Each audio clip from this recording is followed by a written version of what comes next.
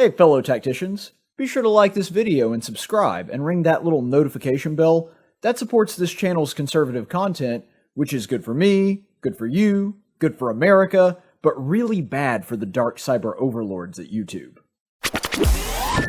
This third lesson on Messianic prophecies, we are going to be continuing the study that we've gone over the past couple of weeks, and specifically we're going to be staying in the Torah.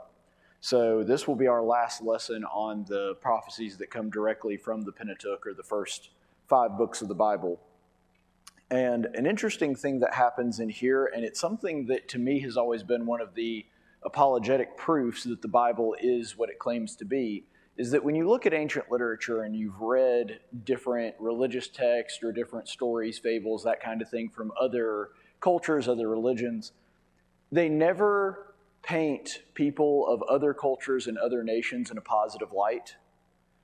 You usually see the guys from wherever it is the literature is coming from, they're always the good guys, they're always right, and the people from other places, they're always the bad guys, and they're always evil, they have no redeeming qualities. An interesting thing that happens in the Bible is that it's very honest, in that sometimes it talks about how good Israel is and how terrible the other nations are, but occasionally it will give credit to other nations or people of other nations and count them towards righteousness. And this is going to be a story that somewhat does that. I don't think that you could universally and just, say that Balaam was good all the way around, because like every other person in the Bible, he was a human being and he had flaws, and the Bible does not gloss over those flaws. But tonight we're going to look at it, actually Balaam, who gives a messianic prophecy, and we're going to go ahead and look at that in Numbers 24, verses 7 through 9, and see Balaam uttering this prophecy. Water will flow from his buckets, and his seed will be by many waters, and his king shall be higher than Agag, and his kingdom shall be exalted. God brings him out of Egypt. He is for him like the horns of the wild ox. He will devour the nations who are his adversaries, and will crush their bones in pieces, and shatter them with his arrows. He crouches, he lies down as a lion, and as a lion, who dares rouse him? Blessed is everyone who blesses you, and cursed is everyone who curses you. Now, to give you a little bit of context in this particular passage, because I know we just jumped right into the scripture, and I did that intentionally. This is not the entirety of it, but this is an excerpt from Balaam's third prophecy. So you may recall the story of Balaam. I'll just give kind of a quick recap of it here.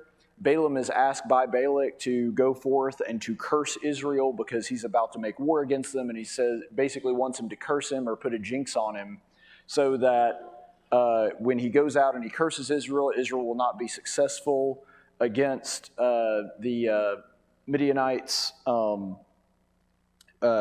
that are going to be facing him. And so because of that, Balak will have military success against him because they've been cursed by this prophet Balaam, who is also not an Israelite. And when that happens, he goes out, he's heading there to curse them, and then he is stopped by an angel of the Lord who his donkey can see, but he cannot see. And so his donkey tries to turn him away. He gets very angry and beats the donkey, steers it in the right direction. The donkey turns away again because the angel of the Lord changes its direction. Same thing happens a third time, and finally God actually speaks through the mouth of a donkey, which is a very interesting thing, something very unusual in the Old Testament. And then the angel of the Lord is shown to Balaam. He sees the error of his ways, repents, goes back to Balak. Balak is ready for this cursing to take place now. And when that happens, they offer up the altars and they do everything the way that their paganistic rituals would require. And then they're ready for Balaam to do the cursing. And instead of a curse, a blessing comes out of it. And then they actually move locations and they do this a second time. Exactly the same thing happens. Instead of cursing Israel, Balaam actually blesses Israel. This is the third prophecy that he gives about what is going to happen to Israel. And so this is an excerpt that comes directly from that third prophecy. So before we get into the deeper parts of this particular passage, I want to pose this question to you. From this particular excerpt from this prophecy, does anything here look familiar? Okay, so the seed is something that we talked about. You may remember a couple weeks ago we were talking about the prophecy of Eve's seed triumphing over the serpent. So that's certainly something that should look familiar to you. Anything else? Right, so it has an aspect of another messianic prophecy where Abraham is, of course, promised that through his seed all the nations of the earth will be blessed. And then there's also this same language that is reused here where it says, blessed is everyone who blesses you and cursed is everyone who curses you. And so there's a recycling of that same language that God uses in his prophecy to Abraham. Anything else? Not necessarily from messianic prophecies, although there is a messianic prophecy that happens much later in the Old Testament about Jesus coming out of Egypt, so that's certainly an aspect of it as well. One of the things that I was noticing, you notice how in verse 9 it talks about him crouching and lies down as a lion, and who dares rouse him? Well, we also covered something very similar to that last week as well. If you'll remember that in Genesis 49, Jacob has come to Egypt, and then he places his hand on the heads of his heirs, and he gives a specific blessing for each of his children. And you remember the one that we looked at was Judah's, because that's the tribe that Jesus is supposed to come from. And so he said that Judah is a lion, and who dares rouse him? And so we're seeing an exact mirroring of that prophecy as well. And so you see several aspects in this passage, though it's very short, that would call to mind different messianic prophecies. And so there is this commonality and this parallelism that is happening here. So I want to ask you this. If this is a messianic prophecy, and we'll get into whether it is or isn't here in a second, but if this is a messianic prophecy, and it talks about here at the end, I would say in the middle, verse 8, where it talks about he will devour the nations. Now, not all nations, just the nations who are his adversaries. So it's not using general, just every nation that's not Israel, specifically those nations that pit themselves in opposition to God. And it says he will crush their bones and shatter them with his arrows. So here's my question. In the gospel narrative, who are Jesus' enemies? Okay, so one of the things to Daniel's point here that Jesus talks about is he talks about us being friends if we listen to what he says and obey his commandments. But like Daniel was saying, those who don't believe what he's saying and who set themselves against Jesus, those would be really anybody that would set themselves up in that light.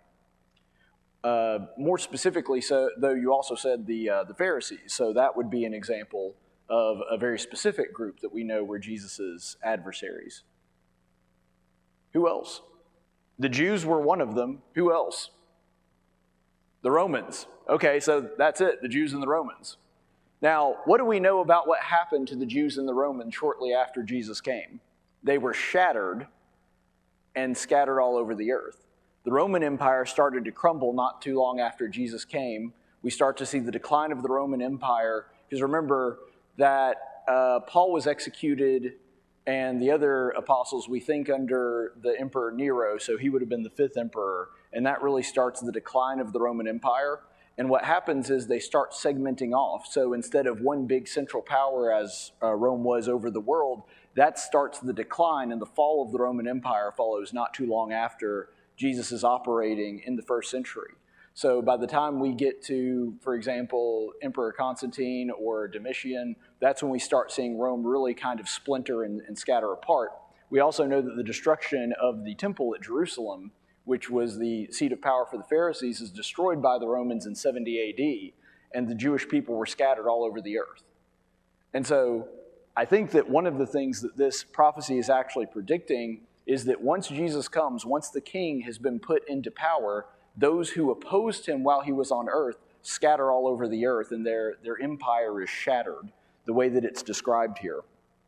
So let's go ahead and look at some possible different interpretations of this one, because there are people that argue this is not a messianic prophecy, much like the prophecy we were looking at last week.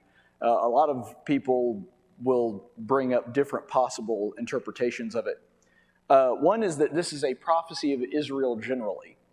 And this is just kind of saying that, well, yes, this is a prophecy, but this is just sort of generally talking about the Canaanites that are going to be broken up, and Israel's going to go in and they're going to defeat the Canaanites and take their land. And so this is just a general prophecy of that happening. It's not about any one particular person when it says the seed is going to go in, and that Israel, when it talks about him, it doesn't mean him as in an individual person. It's just the nation of Israel as a whole.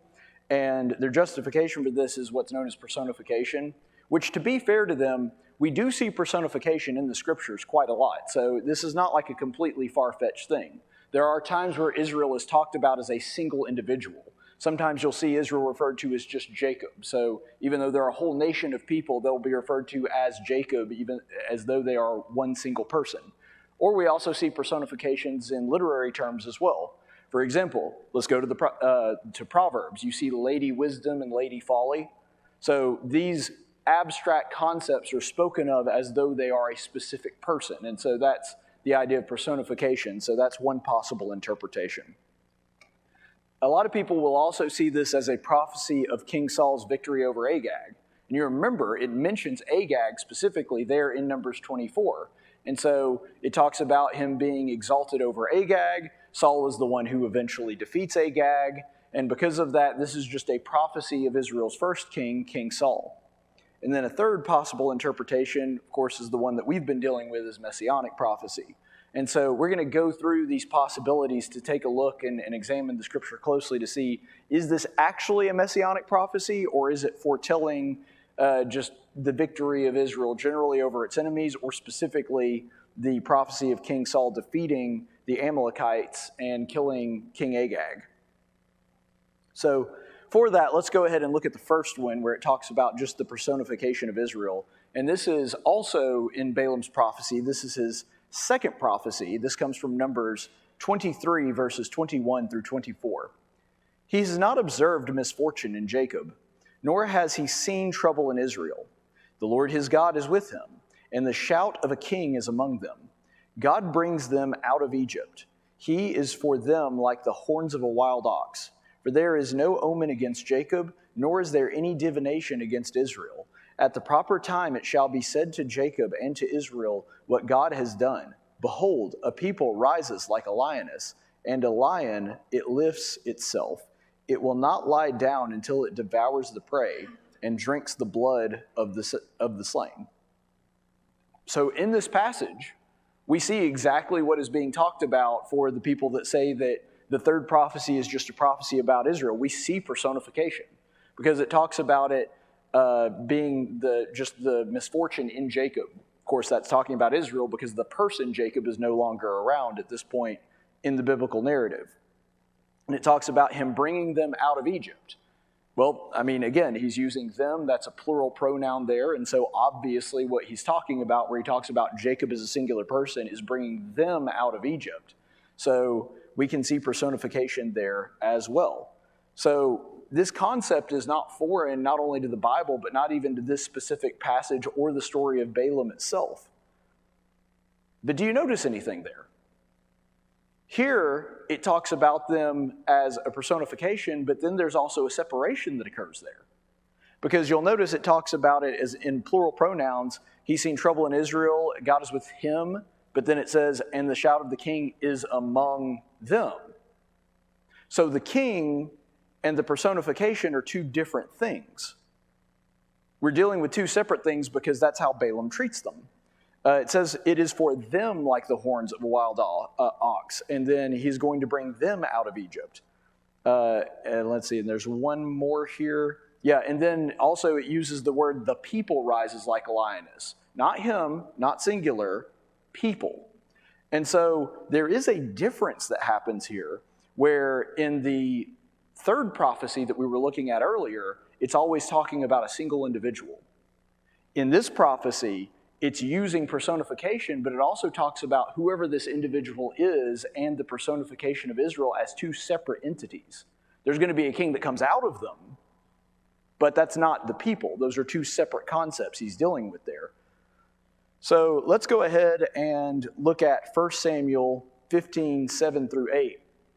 And remember that this is the story of King Saul's victory over King Agag. So let's see if this second prophecy maybe has some viability here.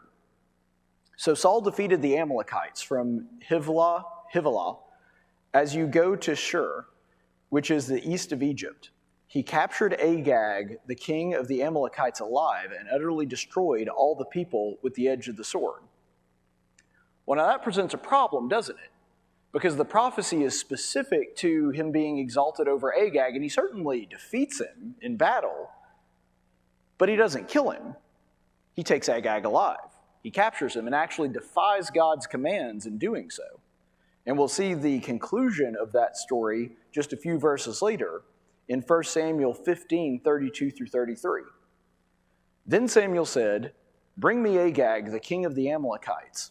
And Agag came to him cheerfully. And Agag said, "Surely the bitterness of death is past."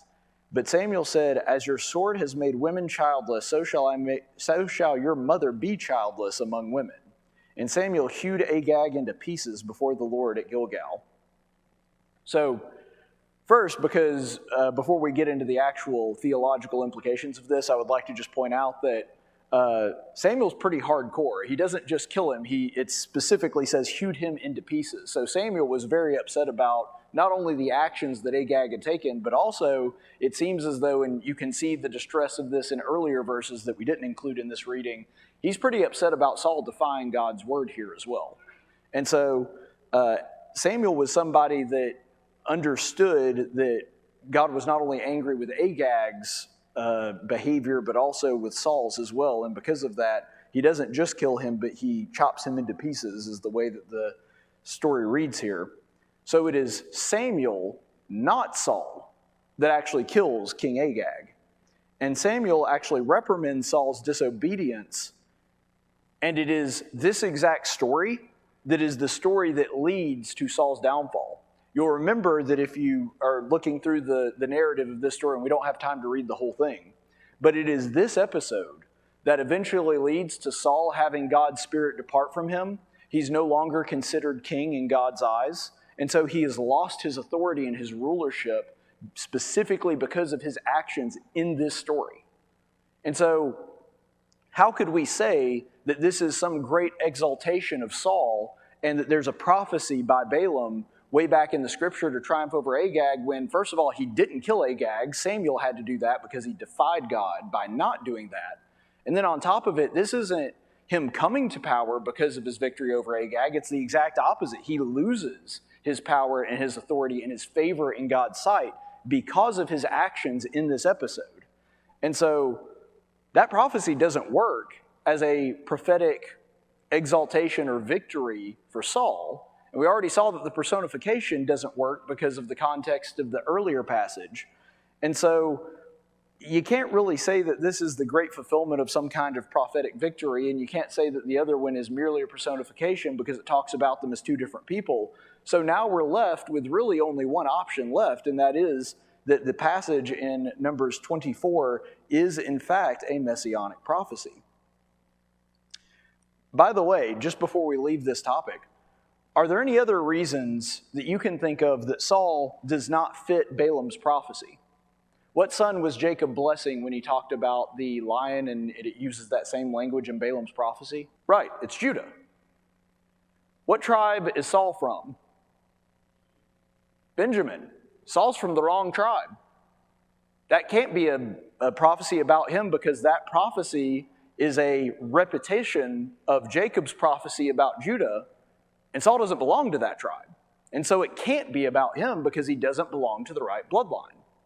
And so there are several reasons, just looking at the episode and the facts of the case, that would indicate that this is not a fulfillment of the prophecy that Balaam gives. But on top of all that, even if all that weren't true, it still can't be about Saul because Saul's not from the right bloodline that prophecy was about.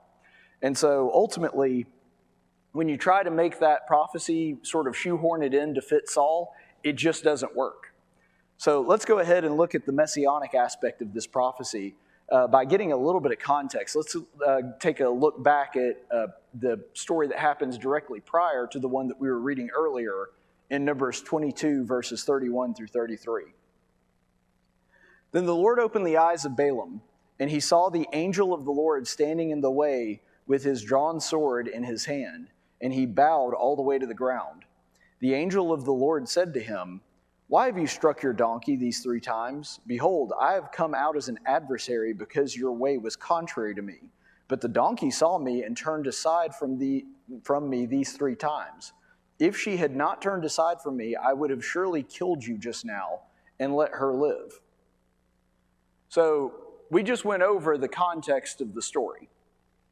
That Balaam is going out to curse Israel. He comes on the road. He's trying to go, and then his donkey all of a sudden is taking a turn, and he doesn't understand why, so he beats the donkey. And then he tries to get the donkey going in the right direction. The angel shifts his position, and so same thing happens, and the same thing happens the third time. And it isn't until the third time that we see this passage come about where everything is explained to him. And once that happened, Balaam's eyes are open. He can see the angel standing there. And look at the detail that it gives. He was standing in the way with a drawn sword in his hand. And so this is obviously a warrior angel. You know, we don't know a whole lot about angelology from the scriptures themselves, but that's a pretty clear sign of someone who's a warrior is if they have a sword and it's in their hand. That's a pretty clear indication that we're dealing with some kind of warrior angel there. And I think what's going on here, and I think that this is one of the strongest cases for this being a messianic prophecy, is that these stories actually parallel one another. So what you have here is, in this second iteration of the story, you notice that there are 3 prophecies, and then there's kind of a fourth one that's given as an addendum to the third one. But there are these 3 occasions that happen where they go to a certain place, Balaam gives his prophecy to Balak, instead of a curse, it's a blessing. They're like, "Oh, well, that wasn't what I wanted. You've blessed my enemies. Okay, now we have to go somewhere else and see if we can get a better blessing somewhere else." And then they go to the second place, and so they move positions each time. And this happens 3 times until finally, on the third time, Balak figures out, this isn't going to work. Every time I go somewhere else, it turns out that there's an even bigger blessing for Israel as opposed to a curse waiting for me. And so it's not until the third time that Balak actually sees what's going on and says, "Okay, looks like my plans have been foiled here." In the same way that Balaam tries 3 times, and it isn't until then that he sees the angel. And it's on the third warning that Balaam sees God's warrior. And so the warrior is supposed to be a representation of Christ.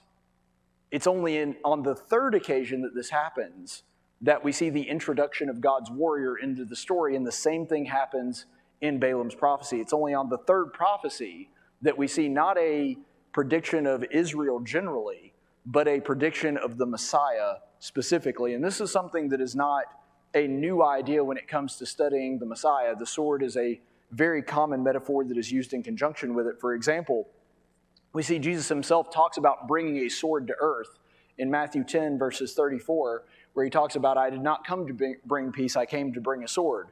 We can also see this used a lot in the apocalyptic literature, where it talks about in Revelation 1:16 or 19:15, where it talks about Jesus coming as having a sword and the sword of his mouth. And so we see that same kind of imagery used over and over again in Messianic literature. This is clearly a foretelling of God's messenger, Jesus, coming with a sword in hand.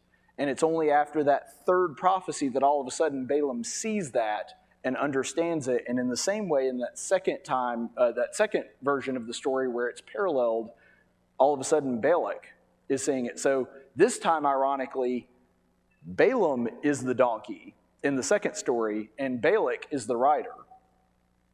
And so in the same way that on the third time, the donkey's mouth is opened and God speaks through the donkey, this third time we see the Spirit of God coming on Balaam, and he speaks for God. We see this in Numbers 24, 1-4, which introduces that prophecy. When Balaam saw that it pleased the Lord to bless Israel, he did not go as other times to seek omens, but set his face toward the wilderness. And Balaam lifted up his eyes and saw Israel camping tribe by tribe, and the Spirit of God came upon him.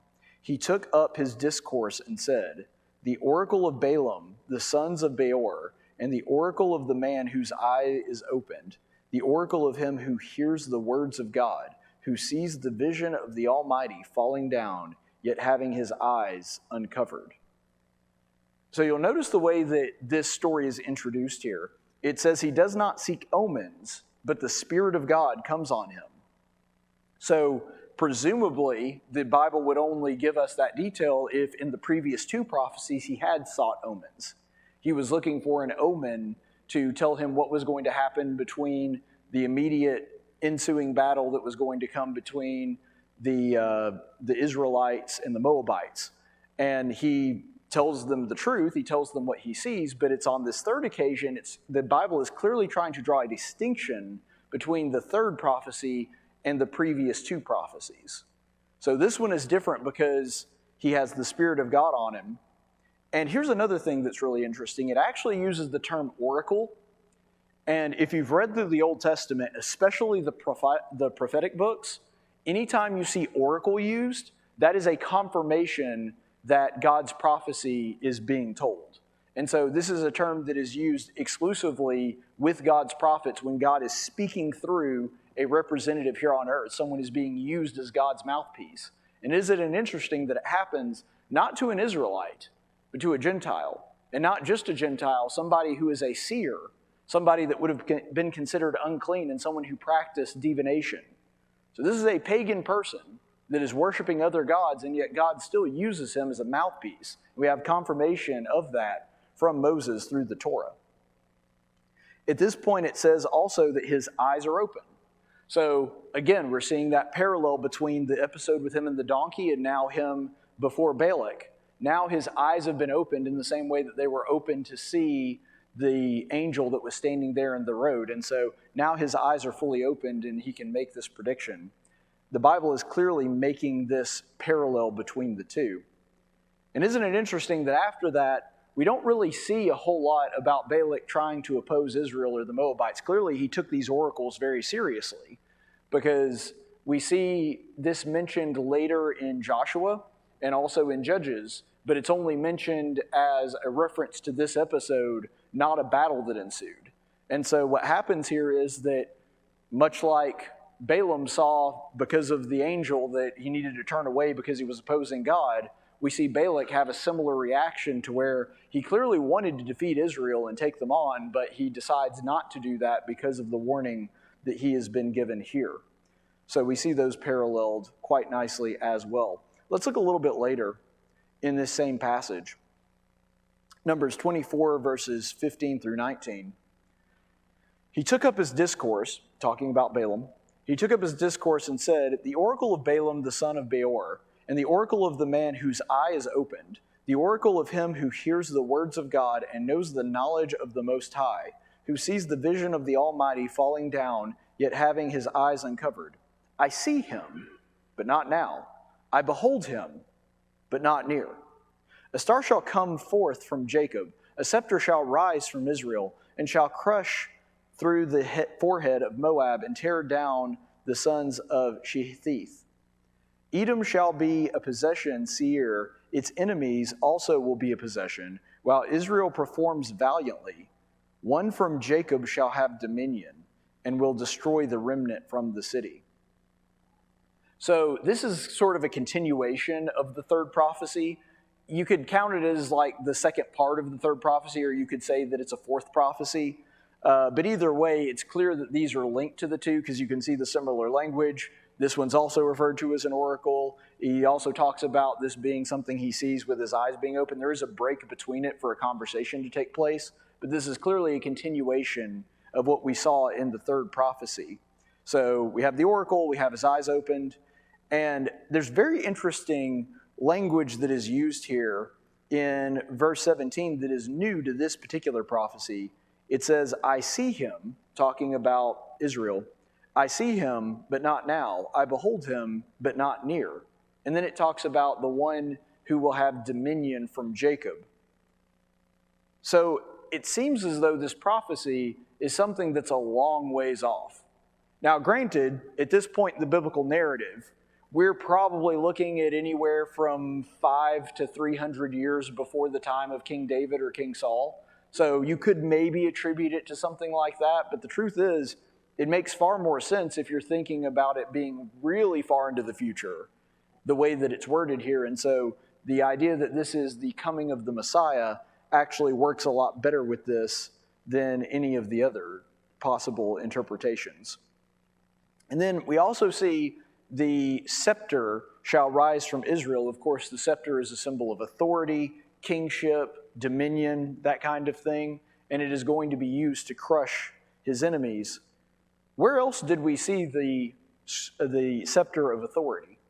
Right, that's exactly where it comes from. You remember that in Genesis 49, that's what it's talking about, that when Jacob gives his prediction to Judah, he says that the scepter will rest between his feet and his enemies will, his enemies will bow down before it.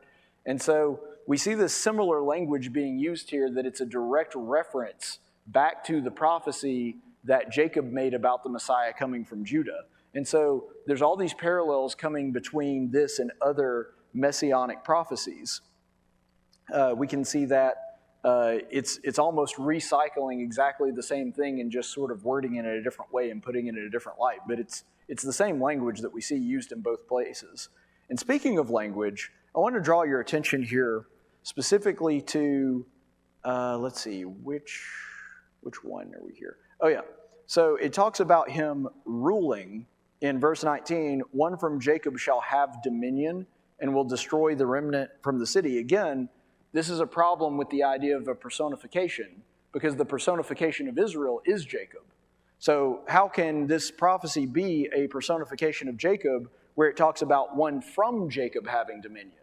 Well, Jacob is the personification, so you can't have two separate entities here. It talks about them as two different things. So one specific person from Jacob is going to have dominion and will destroy the remnant from the city.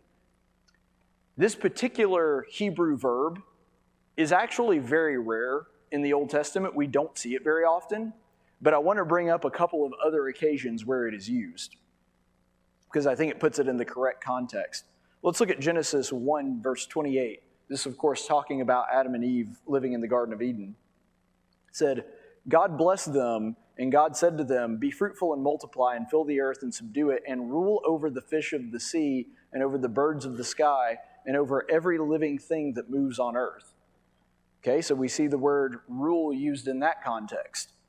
Psalm 72, verse 8, may he also rule from sea to sea and from the river Euphrates to the ends of the earth. Another psalm, Psalm 110, verse 2, the Lord will stretch forth your strong scepter from Zion, saying, rule in the midst of your enemies. So, like I said, this is a verb that is not used often in the Masoretic text.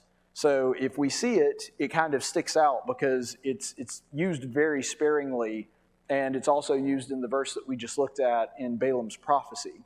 So when it talks about ruling in this specific context, it seems as though this is always being talked about as dominion over the entire earth.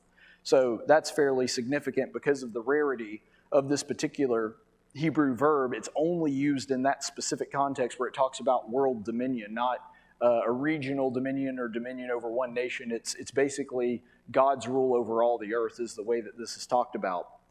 And it's also important to note, too, that Psalm 72 and 110 are royal or messianic psalms. So even Jews that don't believe that Jesus is the Messiah will sit there and tell you that Psalm 72 and Psalm 110 are messianic psalms. Everybody agrees in the Judeo-Christian tradition that these psalms are the foretelling of the Messiah. And so because of that, isn't it interesting that with the exception of Genesis we have here, these two times are one of the very few times we see this Hebrew verb ever used, and it's in the context of the Messiah. That's a pretty strong indication that Numbers 24 is also talking about the Messiah. So what is the significance of the Euphrates in Psalm 72? Why would it specifically call out the river Euphrates? And your translation may actually just say river, but in the Masoretic text, it's talking about the river Euphrates specifically. Right. If you remember, the Tigris and Euphrates rivers are part of the borders of Eden.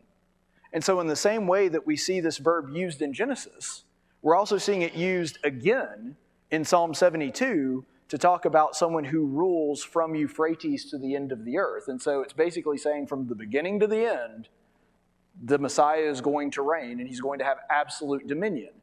In a similar way, he is the second Adam, and he has dominion over the earth in the same way that Adam had dominion over the earth before the fall. And we see in the New Testament, it talks about Jesus being the second Adam several times. We see it, for example, in the book of Hebrews, where it talks about him being the new Adam, and he's going to rule over the earth the way that Adam did before he had sin.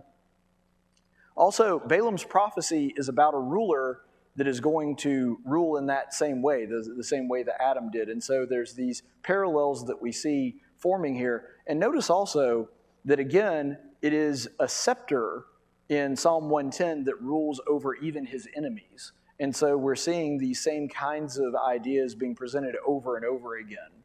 And so I think, that's a pretty good summation of the evidence that Numbers 24 is most definitely a messianic prophecy, even though a lot of people may not think about it that way. The evidence is fairly clear. That's the only thing that we're left with to answer. And then there's one other prophecy in the Torah that I do want to get to in our limited time, and it comes from Deuteronomy 17, 14 through 17. And this is, again, one that many people may not think of as a messianic prophecy, but if we examine the evidence, I think we'll show that it is. This is Moses talking about the requirements for a king, even though Israel would not have a king for several hundred years after he makes this declaration in Deuteronomy. When you enter the land which the Lord your God gives you, and you possess it and live in it, and you will say, I will set a king over me like all the nations who are around me. You shall surely set a king over you whom the Lord your God chooses, one from among your countrymen. You shall set as king over yourselves. You may not put a foreigner over yourselves who is not your countryman.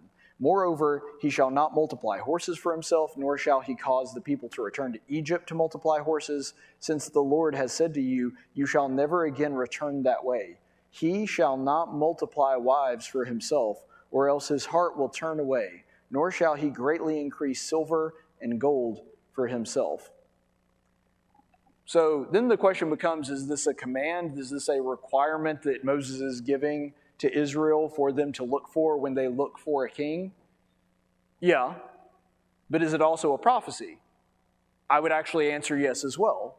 Because when you give a command, you are presenting the ideal, the standard, and this is what you're supposed to live up to. And this is, of course, a standard for a king. So this is the standard by which God is setting forth that this is what your king is supposed to look like. This is the person you should be looking for as a king. But here's the problem. No other king of Israel really fits this description. Because if you read through it, he's not supposed to gather riches. I mean, was Solomon a good king? In a lot of ways, sure, he was. But he also had a lot of riches. He also had a lot of wives. Same could be said for David. David has several wives. He's a very wealthy king. He raises a very big army. The Bible calls him a man of war. There is no other Israelite king that matches this description. Jesus also, remember, was a Hebrew, so he was no foreigner. He did not raise a cavalry or any kind of military other than the spiritual kind. He had no wife, he gained no wealth, and his heart never strayed from the Scripture, and so he meets every requirement that is given here in Deuteronomy 17. So he is the perfect king that God was looking for from the very beginning of the law. Jesus also leads away from Egypt, both himself literally in that he comes out of Egypt, but also he leads away from slavery and into freedom. That's a recurring theme in his gospel teachings. He not only fulfilled the law's requirements as a Jew, but also he fulfilled every single legal requirement to be Israel's king. And we see in the next couple of verses, Deuteronomy 17, 18 through 20, now it shall come about when he sits on the throne of his kingdom, he shall write for himself a copy of the law on the scroll in the presence of the Levitical priest. It shall be with him, and he shall read it all the days of his life, that he may learn to fear the Lord his God, by carefully observing all the words of his law and these statutes, and his heart may not be lifted up above his countrymen, and that he may not turn aside from the commandment to the left or to the right, so that he and his sons may continue long in the kingdom in the midst of Israel. Now we know from Hebrews and from other New Testament writings that Jesus is enthroned in God's presence, which, by the way, is basically saying in the presence of the priest or in the presence of the temple, because that's how it's always presented. His laws are absolute and confirmed by the witness of his priest, because who is it that brings the law from the king to the world? Well, Jesus didn't write any laws himself. It's the apostles and his disciples that do that. And we also know that Jesus both studied and embodied the law from different episodes of his life. And we also know that he did not live in a way that raised himself above the common man. He lived like a regular Jewish person would have lived in his day, and his servants extended his reign far beyond the borders of Israel. Notice it doesn't say in Israel, it says in the midst of Israel. So not just Israel, but all of the surrounding areas. And that's exactly how we know from Acts chapter 1 the gospel spread. First to Jerusalem, then to Judea and Samaria, and then into the ends of the earth. And so it follows the exact same pattern by which Jesus' kingdom expanded. So that's all we had for the books of the prophecy, the books of the Torah. There are other messianic prophecies, but we hit all the major ones. So remember the prophecy of the seed crushing the snake, the prophecy of Adam's seed blessing the nations, the prophecy of Judah's rulership, which comes from Jacob, the prophecy of Israel's king from a Gentile, the one we've studied tonight, Balaam, the prophecy of a righteous king from Moses, and then the prophecy of a prophet like Moses that we covered in the first week. So that's a pretty good outline in chronological order of the different prophecies we've gone over, and you'll notice that they all have this continuing theme that eventually one is going to rise up that is going to rule Israel and present victory over his enemies. So that's all I had for this evening. We'll continue our study next week. Ever wonder where Superman gets his incredible powers? Some people say it's the yellow sun of Earth, but I think it's because he subscribes to this channel and likes my videos. Now, I'm not saying that if you subscribe to my channel you'll necessarily wake up tomorrow as a super strong, nearly invincible alien, but it definitely doesn't hurt your chances.